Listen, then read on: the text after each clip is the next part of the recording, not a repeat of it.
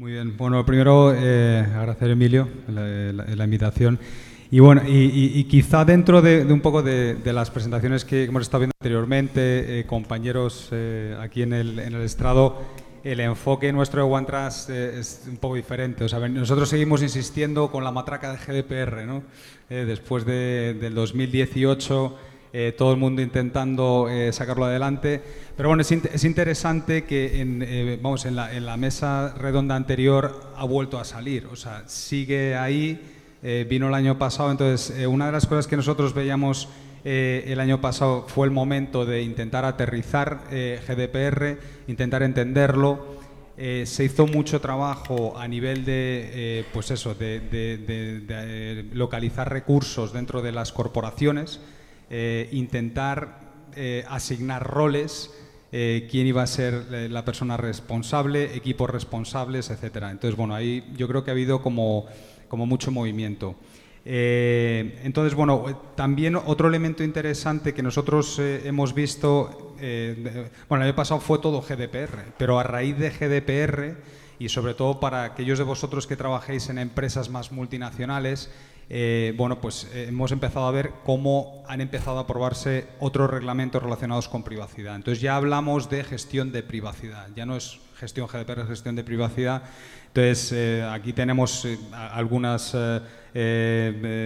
bueno, legislaciones. O sea, por ejemplo, se aprobó la LGPD de Brasil, que bueno, pues vemos mucha empresa aquí en España, o sea, que tiene allí operación, entrará en vigor el año que viene.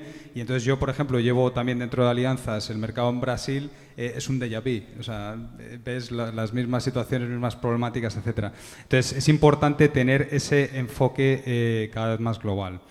Y luego, en cuanto a hacia dónde vemos que vamos en este año, o ya se ha comenzado, después de ese momento primero de asentar internamente, hay un elemento ahí importante que es el de empezar a, como yo digo, o sea, como poner la bola a rodar dentro de la corporación. Entonces, que no solamente los equipos de privacidad o el CISO o el DPO gestionen todo lo relativo a GDPR, que es imposible por obvios motivos. Entonces, lo que vemos cada vez más en las corporaciones es empezar a involucrar más gente del negocio para poder ser compliance, y sobre todo porque al final no debemos olvidar una cosa, que si tenemos un equipo de marketing que va a lanzar una campaña o va a hacer un evento de marketing tipo este IDC, al final quien gestiona o toca los datos de carácter personal van a ser personas probablemente del equipo de marketing. Entonces, es cómo equipamos a las diferentes áreas para que puedan trabajar.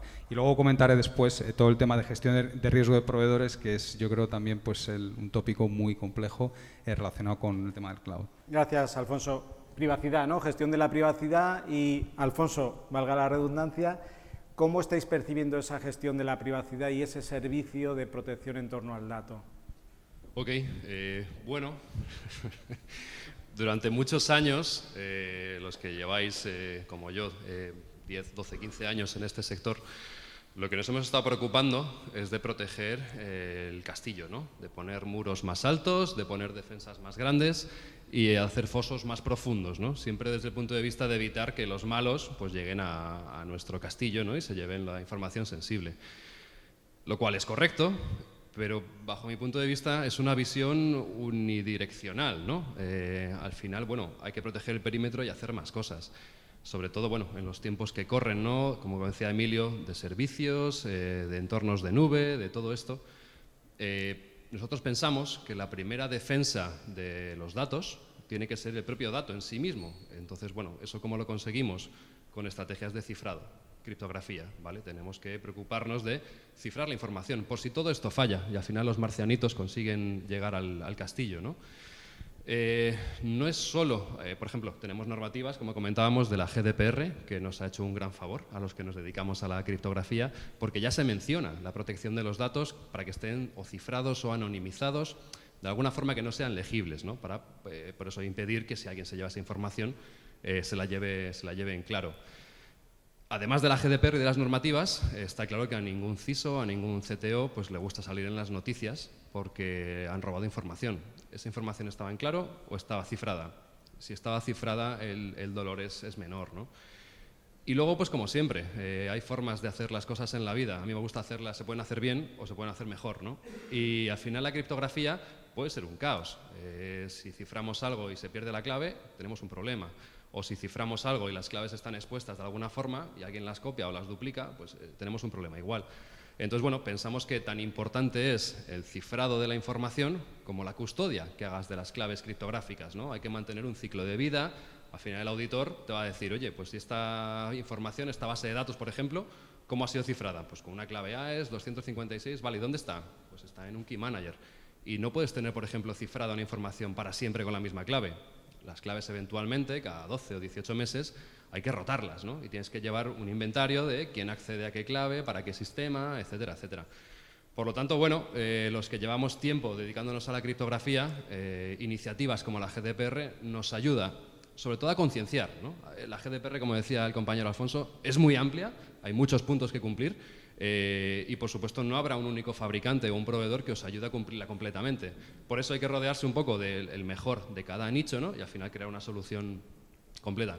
Por tanto, bueno, pienso que, como decía, en el 2017 ya empezaron las auditorías de GDPR, en el 18 han empezado a implementarse estos sistemas, pero todavía en el 19 hay mucha gente por cumplir, por adaptarse y bueno, a mí siempre me gusta decir que la seguridad no es un estado, no es ya estoy seguro con esto, no. Para mí me gusta decir que la seguridad es un camino, ¿no? Siempre tienes que estar en el camino de la seguridad, ir avanzando, ir mejorando, ir cambiando estrategias y bueno, es a lo que estamos enfrentándonos en estos últimos meses. Perfecto. José Luis, más allá de los servicios de protección y cumplimiento normativo estrictamente dichos, tenemos servicios de consultoría, servicios de integración. ¿Cómo estáis viviendo vosotros ese mercado? ¿Cómo estáis viviendo esa realidad? Muy bien, buenos días. Si yo fuera uno de esos millennials que ha salido en los chavalines estos en la cabina de teléfono intentando llamar, empezaría esta respuesta diciendo bienvenidos a mi canal, cuando acabe acordaros de darle al like. Que entendiendo dónde estamos y cómo lo veo, sí os diría que cuando uno de vosotros se monta en un coche, lo primero que hace que es, seguramente ponerse el cinturón, ¿verdad? ¿Y por qué? ¿Por qué hacemos eso? Lo hacemos seguramente porque pensamos que en caso de tener un problema, ese cinturón nos puede ir muy bien. Si lo vinculamos más a los temas TIC, ¿verdad que cuando empezamos a usar un portátil lo primero que hacemos no es quitar el antivirus? Ahora una pregunta trampa, va. ¿Verdad que cuando recibís un link en un mail, lo primero que hacéis es mirar de dónde viene, el from, el certificado que contiene y demás? Ahora por decir, Emilio, pónmelo del pool, que vamos a ver las respuestas. Pues lo mismo que nos pasa a las personas, nosotros estamos viendo que sucede a las empresas. Hay empresas que están más concienciadas, que tienen como la ciberseguridad como más controlada. No tienen la seguridad al 100%, ya sabemos que eso no existe, es algo que, bueno, que nos vienen inculcando desde hace mucho tiempo, pero sí que la tienen más controlada. Y gracias a temas como el WannaCry, como el GDPR, que ha ido saliendo durante la mañana, pues tienen ya incluso cierto presupuesto y ese presupuesto hasta se repite. Pero aún así todos sabemos que es difícil de consolidar, es difícil de explicar lo que es el ROI de una acción dentro de un proyecto de ciberseguridad. Por otro lado, son empresas que ya tienen plataformas, que tienen herramientas, pero todo eso pues se intenta que avance, que crezca, ¿vale? En ese sentido, pues estamos viendo que hay muchas empresas que se están orientando más a estos servicios de Virtual SOC, SOC as a Service, porque al final no necesitan tener un SOC interno en casa, pero sí que les iría muy bien tener un SOC. Y en este sentido, comparto con vosotros alguna experiencia que hemos tenido, donde ha habido alguna empresa hace unos años que se ha metido en temas de SIEM, en temas de SOC, y las expectativas al principio eran muy altas. Pero después de un par de años, o incluso menos, se han dado cuenta que aquello les da mucho trabajo, que cuesta bastante dinero, y que no saben qué hacer con la cantidad de alertas que salen de allí. Entonces, otro enfoque que estamos viendo nosotros para este 2019 es plantearse el SOC como algo más limitado. Es decir, bueno, voy a encontrar una serie de casos de uso, aquellas partes de la organización que me sean más sensibles con la información que manejan o con las personas que trabajan allí, y vamos a centrarnos el SOC en ese punto, ¿vale? Por eso decimos ese SOC as a Service, más limitado. Incluso otros procesos de as a Service, un DPO as a Service, un CISO as a Service, ¿por qué no? ¿Vale? Y también dentro de estas empresas más concienciadas, pues se empieza a hablar más no solo de un hacking, un proyecto de hacking que hacemos de vez en cuando y ya está, sino servicios más de hacking periódico, hacking planificado. No solo cuando tenemos que poner algo nuevo en marcha, sino plantearse pues cada 2 o 3 veces al año en ciertos servicios, aquellos que sean más críticos o más sensibles para nuestros clientes o que intenten transmitir más confianza para nuestros usuarios, pues hacer ese servicio hacking periódico. Y no solo centrados en un hacking técnico, no vamos a ver vulnerabilidades, vamos a ver puertos abiertos ni demás, sino que vamos incluso a buscar, pues, ver cómo reaccionan nuestros empleados ante un posible ataque, ver cómo la dirección responde a esto que ahora se llama tanto de fraude al CEO, o incluso a mirar cosas en la dark web, en el sentido de aparece un listado de mis usuarios o mis clientes de repente en una web que no se sabe muy bien quién lo ha puesto allí, o aparecen credenciales de mi gente, de mis usuarios, de mis passwords, eso es todo allí, o incluso aparece alguna documentación que, bueno, que no debería estar allí. Pues ese tipo de cosas también se está teniendo presente. Y en esta consolidación de plataformas y herramientas, bueno, pues yo auguro también que cada vez más los sistemas de gestión de la seguridad de la información, los SGSI, pues van a ir consolidándose, pero no con la medida de decir quiero certificarme en una ISO 27, sino con la idea de que sea de verdad una herramienta de gestión, una herramienta que ayuda a la mejora continua, a identificar puntos de mejora y a partir de ahí poner acciones en marcha.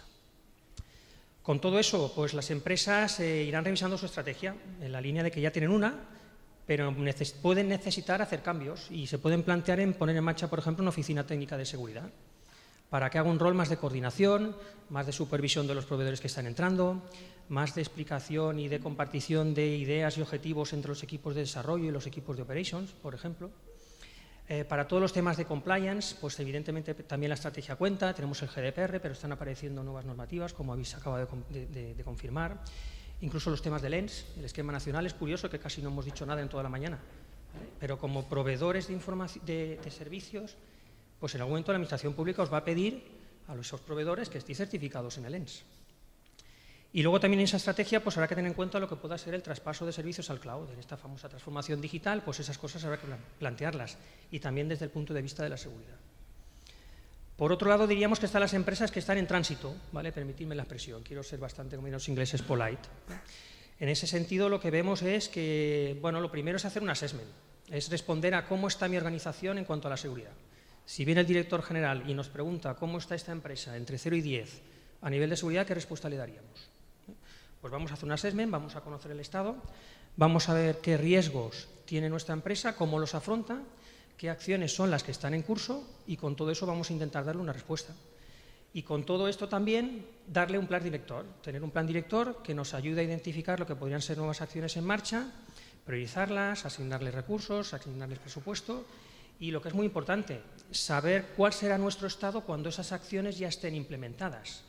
Porque hay veces que las ponemos en marcha y el beneficio pues no es tal y a lo mejor podríamos replantear lo que son ese tipo de cuestiones antes de hacerlas. Perfecto. Alguien en el descanso me preguntaba qué contemplábamos como servicios. Creo que junto con la exposición de los Alfonsos y la de José Luis, vemos que el abanico no tiene fin, ¿no? Hay tantos servicios como necesidades podamos imaginar. Esa va a ser la clave. Nuno, nuestro perdido de Citrix. ¿Qué parte del abanico añadiríais vosotros desde la perspectiva de Citrix viendo el mercado en términos de servicio?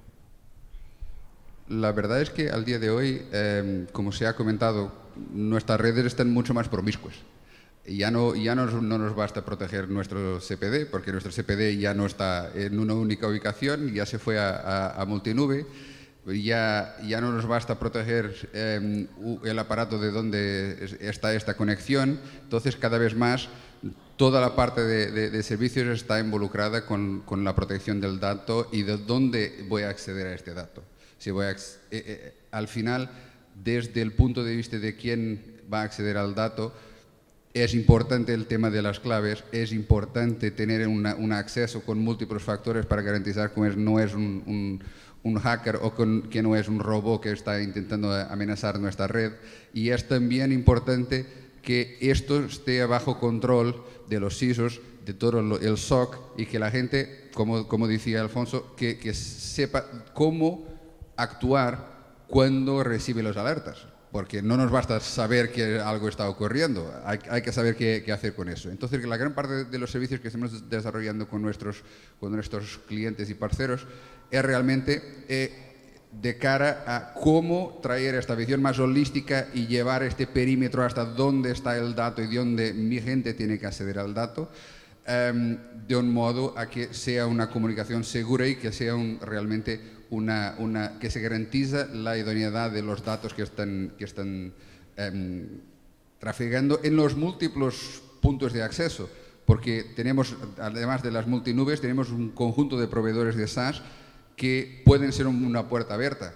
Y encima también mantener el control de lo que son nuestros colaboradores, nuestros empleados, porque no nos basta solo nos proteger de lo que es el tráfico del dato, pero también la gran mayoría de los ataques al día de hoy, sea por phishing, sea por algún tipo de ataques más quirúrgicos, vienen de dentro a fuera. O sea, cuando yo como empleado accedo a una red externa, tengo el cuidado de irme a una internet que sea una internet que esté segura, que sea un sitio web que está seguro, y muchas veces lo que ocurre que es la gente se utiliza, como hablaban, el acceso a las nubes y el acceso a los distintos servicios muchas veces para temas personales, con algunos vídeos más exóticos o menos exóticos, pero la verdad es que cuando eso empieza a ocurrir y la transferencia de datos dentro de las redes empiezan a salir de la aplicación que nosotros aseguramos y va al mundo, llamémoslo así, a la internet, pues ahí es donde yo como empleado puedo crear un riesgo para mi compañía y abrir ahí un hueco para que me entre en toda la infraestructura, me quiten los datos y al día siguiente pues puede estar publicado en la dark web y un mes después seré la portada del país, por ejemplo. Entonces, la gran mayoría de los servicios que estamos desarrollando al día de hoy tiene que ver con eso, cómo proteger la información que está en las multinubes, en los distintos proveedores de SaaS, en los distintos proveedores de información que mis empleados y que mi gente necesita para trabajar. Y eso tiene en cuenta mucho, no solo el control, pero también la experiencia del usuario. Muchos de nosotros ya desplegamos soluciones que para nosotros eran muy buenas, pero que al final, como lo empleado tuve una experiencia menos buena, pues se empezó a quejar y al final no la utilizaba, y con eso ha creado riesgos y ha despreciado toda la inversión que hicimos. Entonces, no solo es necesario, y gran parte de los servicios que hacemos es para garantizar la seguridad, pero también con un ojo muy importante en lo que es la experiencia del usuario. Ángel, llevándolo a un escenario real como el vuestro, autopistas, un escenario grande, complejo, con necesidades muy específicas. ¿Cómo estáis viviendo la penetración del servicio? Sí, nosotros en autopistas lo que estamos viendo coincide bastante con lo que están diciendo los compañeros, ¿no? Lo que están explicando, la multitud de servicios distintos que debemos compatibilizar y prestar dentro de nuestra organización. No hace mucho estaba en una charla, un responsable de un SOC un SOC gubernamental comentaba que al final las estrategias que debemos adoptar las organizaciones se basan en tres patas. Una pata habla de las personas, y las personas hablamos desde el board directivo hasta los profesionales que nos dedicamos al oficio. La otra pata habla de procesos y normativa, el marco regulatorio como tal, y la otra pata habla de la tecnología. Nosotros, al final, la conclusión a la que llegamos es que debe ser armónico. Las tres patas deben desarrollarse a la misma manera. Si no conseguimos que el board de la empresa sea sensible al nivel de riesgo al cual nos estamos exponiendo, y este es un problema que yo creo que tenemos muchas empresas que no es evidente la dependencia de las TIC para la realización de sus actividades. Si el board no es sensible a ello, pues tenemos muchas dificultades para que el resto de elementos siga, ¿no? Nosotros, por ejemplo, un indicador que sacamos periódicamente como exposición de la dependencia es el número de direcciones IP por kilómetro gestionado. Y lo que vemos es que cada 2 años se nos ha ido duplicando el ratio. Ahora estamos en unas 20 direcciones IP por kilómetro gestionado. Y solo hablamos de protocolo TCP. Entonces, bueno, pues si juntamos esto con lo que es el aumento del número de eventos de seguridad que nuestros dispositivos de seguridad perimetral, de endpoint, nos están detectando, pues ya nos da pie a pensar de que podemos tener un compromiso tarde o temprano. Es una cuestión estadística, ¿no? Y encadenando con eso ya abordamos lo que serían nuestras prioridades 2019, pues claramente para nosotros es todo el tema respuesta a incidentes. Dentro de nuestro protocolo de respuesta a incidentes lo que hacemos es ver cuántos actores, llámale empresas, llámale equipos internos, tienen responsabilidades en materia de seguridad de la información, y nos hemos ido casi a 30. 30 equipos distintos, cosa que no era evidente. Esto, a los que estáis en empresas pues similares a las nuestras, os invito a que hagáis esta reflexión, os llevaréis una sorpresa. Nosotros nos la hemos llevado. Al mismo tiempo, en la otra parte, y apuntando a lo que decía también el compañero Alfonso de OneTrust, el tema de GDPR, este es el año en el cual ya debemos consolidarlo plenamente, ¿no? 2018 era el año de empezar a concienciar, 2019 nos vino ya todo el tema legislativo, normativo, etcétera, y hemos creado la figura del delegado. Pues los controles deben mecanizarse, implementarse, y que esta oficina de seguridad ya los vaya gestionando de forma ágil, ¿no? ¿Qué más? Bueno, he hablado del tema del board, ¿no? Subir el listón de cara a ellos a lo que es todo el tema de gestión, de cómo nivel de riesgo que estamos y de la estrategia, alineamiento con la estrategia TIC. Nos tenemos que acercar más a las operaciones. A nosotros, al final, somos un gestor de autopistas. Nuestra preocupación es que los clientes viajen de la forma más segura posible, pero la tecnología cada vez tiene más papel. Y encima nos hablan de que van a haber unos superdispositivos IoT dentro de poco, que no habrá conductor dentro, que se llama el coche, y que va a pasearse por nuestras vías de alta capacidad, ¿no? Entonces, ¿cómo hacemos esta convivencia del vehículo tradicional con el vehículo autónomo? ¿Y cómo hacemos la gestión de incidentes cuando esto ocurra? Pues es un reto. Como Abertis estamos colaborando ya en proyectos. Uno es el Inframix, que supongo que habréis oído hablar, que es en la Ronda de Girona. Estamos experimentando casos de coexistencia entre vehículo autónomo e infraestructura, 3 casos concretos. Uno, cómo gestionamos los cuellos de botella, ¿no? Cuando se incorpora un vehículo autónomo a una vía congestionada. Otros son carriles segregados, y otra es la señalización de obstáculos para que dificulten el tránsito normal de estos vehículos, ¿no? Pues ahí también, esto es un tema más de innovación y nos cuesta entrar como ciber, pero debemos estar más que nunca en ello, porque nos va el futuro en estos temas, y no solo como empresa, sino como sociedad, porque al final van personas ahí dentro, ¿no? Y debemos estar entrando, ¿no? Bueno, antes hablaba del plan de respuesta a incidentes y estaba hablando de la parte tecnológica, pero también está la parte no tecnológica de la respuesta a incidentes. Cuando un compromiso sea especialmente grave, ¿qué hacemos? Cuando digo especialmente grave, quiero decir que pues estamos causando un grave perjuicio a la sociedad, que hay responsabilidades, pues no sabemos de qué ámbito, que se pueda derivar hacia nosotros o hacia nuestra cadena de suministro. Pues debemos, los profesionales, entrenarnos en estas capacidades y saber tener dónde están nuestros stakeholders para cuando venga el desastre, ¿no? Esto, cuando hablamos con profesionales de gestión de crisis, lo que nos dicen es que estas reflexiones las tienes que hacer en tiempo de paz, porque cuando tengas el incidente no van a confiar en ti si no has tenido los lazos antes. Está claro que si alguien dudaba de la complejidad del servicio, yo creo que solo hay que escuchar a Ángel, ¿no? Podemos complicarnos tanto como necesitemos. ¿Qué os parece si bajamos un pie a la tierra y ponemos ejemplo de cómo es el proyecto tipo que estamos abordando, qué necesidades tenemos? Alfonso Martínez, empezamos ahora por ti.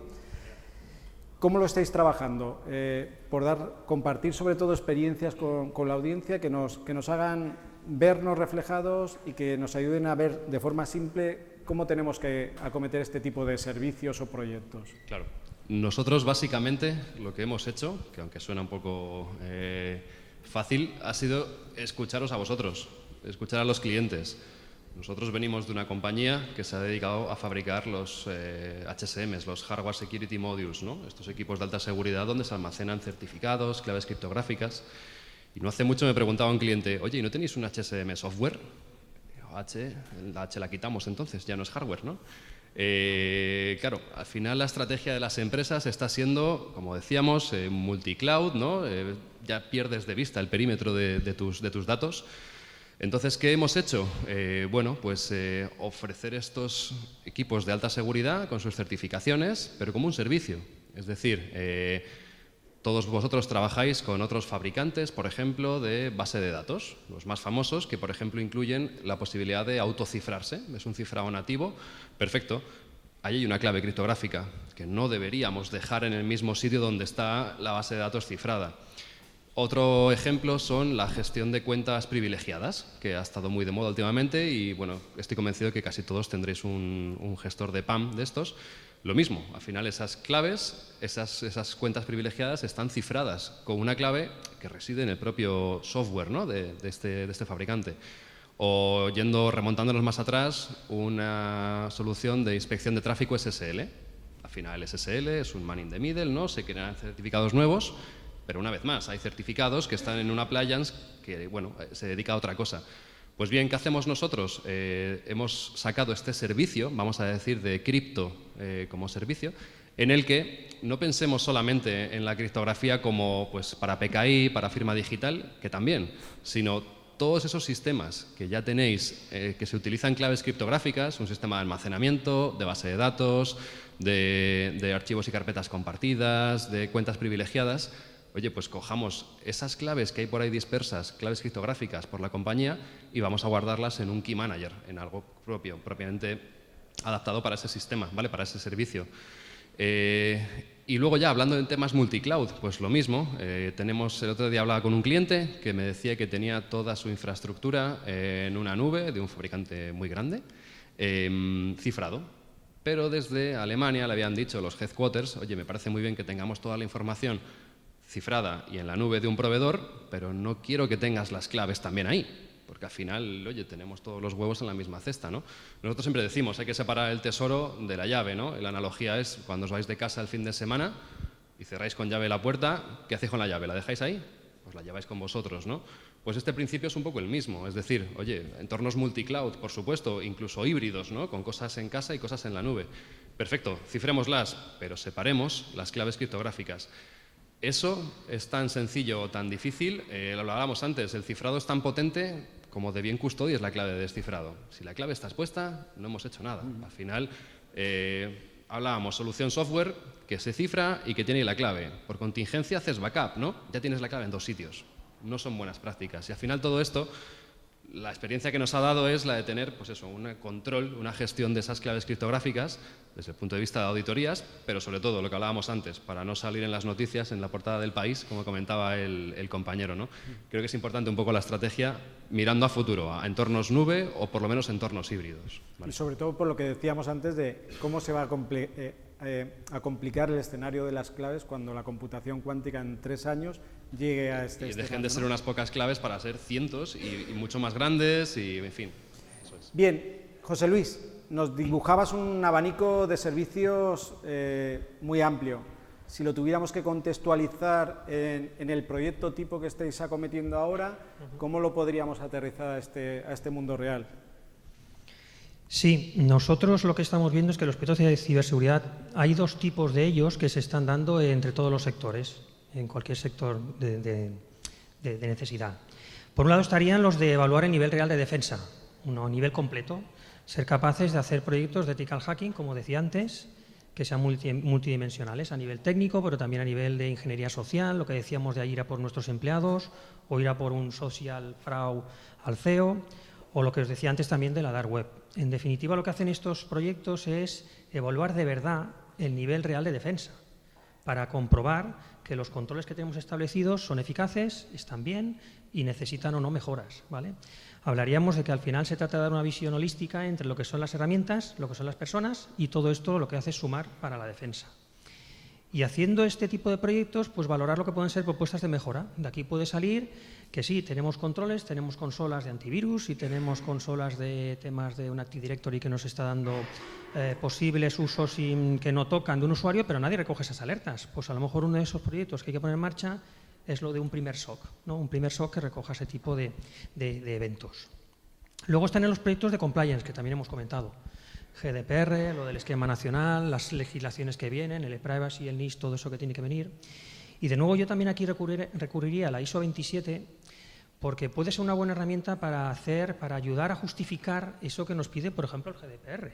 Recordad que el GDPR en uno de los puntos dice que el proveedor tiene que ofrecer las medidas de protección necesarias para esos datos que tenemos, datos personales, ¿vale? Si algún día os viene el inspector de la agencia y os dice que acreditéis, que justifiquéis lo que estáis haciendo, pues puede ser complicado, ¿vale? Dejarme decirlo así, demostrar y justificar lo que estáis haciendo. Pero, sin embargo, si tenéis un sistema de gestión, certificado o no, como decía antes, que está siguiendo un estándar, como puede ser el de la ISO 27, pues todo es más fácil y en ese sentido cualquier inspector pues verá que las cosas se justifican, tienen un argumento, hay una estrategia detrás, hay una coordinación, etcétera, etcétera, etcétera, ¿vale? Dentro de los proyectos que vemos para este año, nosotros estamos viendo también un impulso en los temas de industria. Ya ha salido antes en alguna de las ponencias. lo que es todo lo que es el OT y el IT nos hace afrontar nuevos retos. Toda la conexión del IoT pues es un desafío importante. E incluso hay otro tipo de subproyectos que trataríamos en industria, como pueden ser planes de continuidad de negocio o incluso el tratamiento como infraestructuras críticas en aquellos proveedores que lo seáis, donde hay algún tipo de enseñanzas que nos pueden ir bien para otros sectores, ¿vale? A nivel de continuidad o a nivel de lo que sería el hecho de tratar infraestructura crítica, aunque tú no seas un proveedor crítico, ¿vale? En definitiva, de lo que se trata con todos estos proyectos es de conseguir reconocimiento, tener experiencia, tener herramientas y poder aportar confianza. Confianza en primer lugar a nuestros clientes, si no, no nos comprarán, está muy claro. Pero también a nuestros usuarios y a nuestro negocio, ¿vale? Y confianza sobre los datos, porque en alguno de los casos pues puede ser necesario de nuevo revisar esa estrategia que os decía antes. Tú antes, Emil, apuntabas que hace cierto tiempo pues la estrategia estaba basada mucho en lo que eran las plataformas, ¿no? Los firewall, las VPN, los antivirus, pero de ahí hemos ido pasando más a lo que serían las personas y ahora ya estamos en todos los temas de data. Pues todo eso tiene mucho que ver con estos proyectos que estamos moviendo, porque al final son proyectos muy concretos, muy específicos, pero siempre van en la línea de querer demostrar y de que al final concluir que invertir sale a cuenta. Perfecto. Nuno, nos contabas antes también un poco esa heterogeneidad, ¿no?, del usuario y esos diferentes roles y esos movimientos que son difíciles de imaginar en una perspectiva, como decíamos, dentro de ese perímetro. ¿Cómo es el proyecto tipo que estáis acometiendo ahora para solucionarlo? Aprovechando las carreras del último fin de acá en Barcelona, he cogido este ejemplo que, aunque no parezca, es adaptable a todo. Nosotros trabajamos con Red Bull hace más de 10 años. Hablamos de un equipo de Fórmula 1 que se desplaza por 22 países distintos, tiene datos muy sensibles y que tiene que actualizar. Ellos hacen 30.000 actualizaciones el diseño del coche a lo largo de una temporada. Y generan, a cada una generan casi 1 terabyte de información y tienen más de 120 sensores IoT en el coche para monitoreo. Cuando llevamos esto a nuestra realidad, puede ser una industria que tiene sus equipamientos conectados por IoT, puede ser un desarrollo de un producto que si el dato sale, pues puede poner en riesgo todo lo que es la estrategia de la compañía y el lanzamiento del producto. Puede ser un escritorio de abogados donde, si no está protegido el dato y la información, y pensando que los abogados están en la calle, en los distintos tribunales, en los distintos juicios, se puede perjudicar todo un proceso. Y puede ser algo tan sencillo como llevar esta información, si es una compañía de energía, llevar esta información, por ejemplo, a crear daño en una central o incluso crear un problema financiero a cambiar las facturas que lleguen a todos. Entonces, aunque parezca que es un ejemplo muy ambicioso, en la verdad creo que encaja muy bien. Si pensar con detalle, va a encajar muy bien en cada uno de nuestros negocios. O sea, el dato sigue siendo el más importante. Las nuevas tecnologías de IoT tienen también que estar protegidas con distintas capas de cifrado y con distintas capas de seguridad. El acceso disponible y seguro de cualquier ubicación y a través de cada dispositivo que nosotros conectamos, por veces con más de un dispositivo. Podemos tener una tableta, un notebook y un smartphone. Y todo esto son los proyectos que estamos cuidando en conjunto con nuestros socios y con nuestros clientes para garantizar que cuando vosotros hacéis este tipo de despliegues para el mercado, son la seguridad ya es una seguridad que cubre la demanda y también no es puntual. O sea, tiene que estar intrínseco y conectado a toda la operación de la compañía. No se puede pensar en algo que, no, ahora voy a proteger esta parte o la otra. Tiene que hacer parte del DNA de cada uno y trabajar en conjunto con las distintas equipes. No nos vale solo hablar con el CISO. Hay que hablar con el equipo de operaciones, con los empleados, con la gente de finanzas, para garantizar que no solo la estrategia es adoptada por todos, pero también que cuando estamos desarrollando todos esos proyectos se da respuesta a lo que son las demandas de cada una de las áreas de la compañía, aunque muchas veces venga de una entidad sola, que es el equipo de seguridad. Si no, en todos los proyectos, si no logramos hablar con las distintas áreas de negocio, sí que van a existir retos a lo largo del despliegue que afectan de un modo muy importante. Y además, Alfonso Barajas, como decías, en un contexto en el que el dato va a estar supeditado a la normativa de países y de zonas, que en muchos casos será común, dependiendo del dato, digamos, del entorno de aplicación, como dicen uno, que puede ser también multinacional, ¿no?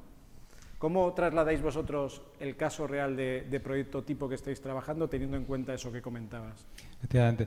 A ver, bueno, yo creo, también por venir un poco de atraso del año pasado y ver la evolución del proyecto tipo de este año, yo creo que todo el mundo empezó, o la mayor parte de las compañías, trabajando con lo que era el data mapping, es decir, oye, ¿dónde están los datos de carácter personal? Es bastante obvio.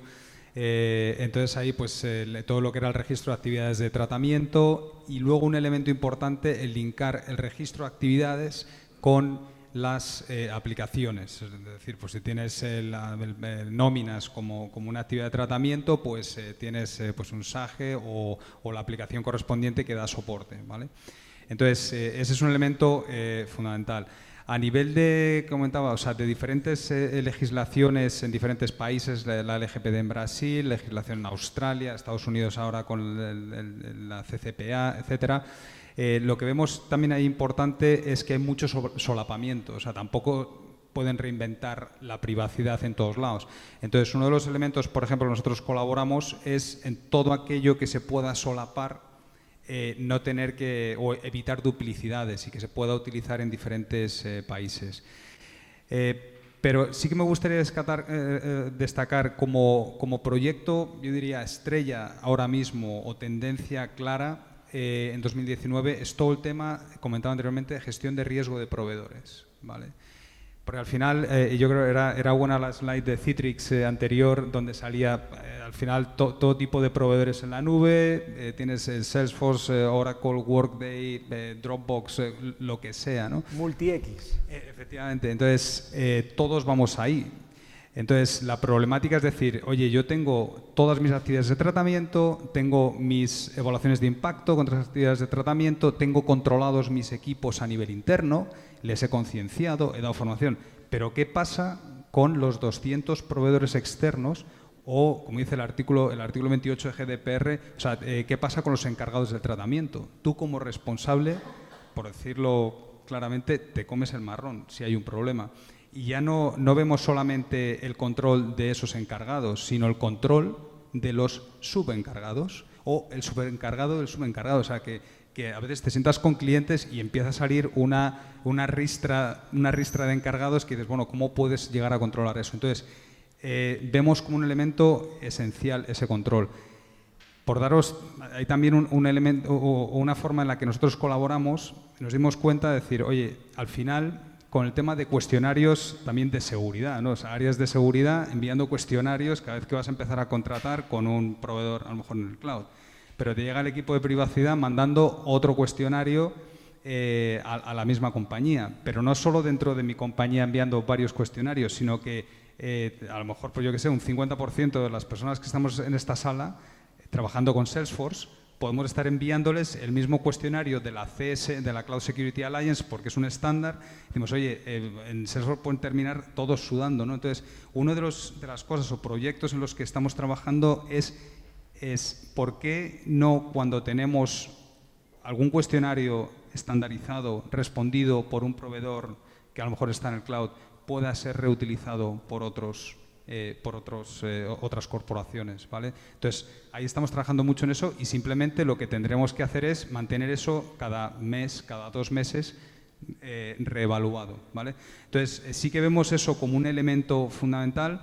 Y luego también vinculado esto al tema de incidentes y brechas que se comunicaba, también vemos ahí que empieza a despertar como mucha inquietud, ya no solo lo que es la gestión más desde un punto de vista de seguridad, sino el tema de notificaciones de brechas dentro de GDPR que dices, oye, bueno, GDPR, pero lo comentaba, sentado con una persona del equipo de privacidad de OneTrust, actualmente hay más de 300 regulaciones, o 300 diferentes notificaciones de incidentes y brechas a nivel mundial. Entonces, no es solamente que tú tengas tu proceso interno, sino que conozcas las obligaciones regulatorias que tienes de cara a todo el tema de incidentes. Entonces lo vemos eso también como un elemento importante. Muy bien. Y ya por último, Ángel, nos comentabas un poco antes, nos dibujabas esas líneas de actuación importantes y complejas. Si tuvieras que acabar esta sesión compartiendo alguna recomendación con los aquí asistentes, ¿cuáles serían? Bueno, yo creo que un tema que está a punto ya de aflorar es todo el tema regulatorio asociado a las infraestructuras críticas y a los servicios esenciales. Yo creo que este es un tema al que hay que prestarle ojo, porque sí que hay una serie de empresas que han sido o hemos sido nombrados operadores de servicios esenciales en el marco de la Ley de Seguridad de los Sistemas y Comunicaciones, y vamos a tener unas responsabilidades explícitas, pero al final esto lo que va a provocar es que va a arrastrar una serie de marcos de control. Ya se está trabajando en un esquema de certificación que integre el Esquema Nacional de Seguridad con el C4V del INCIBE CERT, que va a ser un referente, ¿no? Va a ser un referente para el mercado español y por extensión en buena parte también a nivel europeo. Por lo tanto, yo creo que tanto a lo que es todo lo que son servicios profesionales, tanto de proveedores TIC como los servicios de ciberseguridad, deben estar atentos a ellos, y las empresas, aunque no tengan este nombramiento concreto, yo creo que es saludable el que entren a mirar en estos aspectos. Luego, un tema también que nos preocupa mucho es todo el tema de las responsabilidades de la cadena de suministro, especialmente en los sistemas de emisión crítica. Si yo me encuentro que tengo una amenaza, es una obviedad lo que voy a decir, pero al final es una preocupación que tenemos lo que nos dedicamos a operaciones. Si me advierten de que tengo una amenaza, que yo que sé, un sistema SCADA concreto está siendo comprometido por una vulnerabilidad determinada, y el proveedor no me puede decir de que no acepta hacer un upgrade porque va a comprometer la disponibilidad que tiene por contrato. O sea, ahí hay una serie de obligaciones que debemos ser capaces de repercutir hacia nuestros proveedores. Esto no es un juego fácil. Hay mercados que son prácticamente monopolios y que tenemos que, entre todos, saber romper y saber decir, oye, pues la certificación de producto y de proveedor y de servicio en determinados aspectos pasa a ser mandatorio en ello, ¿no? También todo el tema de la colaboración con los CERS que hablábamos hacia esta estrategia de respuesta a incidentes, creo que es bueno que los conozcáis y que lo exploréis. Hay servicios que nos pueden ayudar en casos de compromisos que tengamos. Y también otro tema que nosotros estamos viendo es todo el tema del SIEM y de los eventos de seguridad. Está creciendo de forma descomunal. O sea, el poder estar observando todos los eventos de seguridad, investigándolos, es una tarea que ya se nos escapa. Debemos ya empezar a pensar en estas plataformas de respuesta automática de incidentes, ¿no? Plataformas de orquestación que sean capaces de eliminar lo que son temas espurios o hacer respuestas automatizadas a incidentes más básicos, tipo malware que te viene por correo o aspectos en este sentido, ¿no? Un poco, yo creo que estas serían las líneas generales a tener en cuenta. Muy bien, muchas gracias, Ángel. No me queda nada más que pediros un aplauso para todos ellos por vuestra intervención.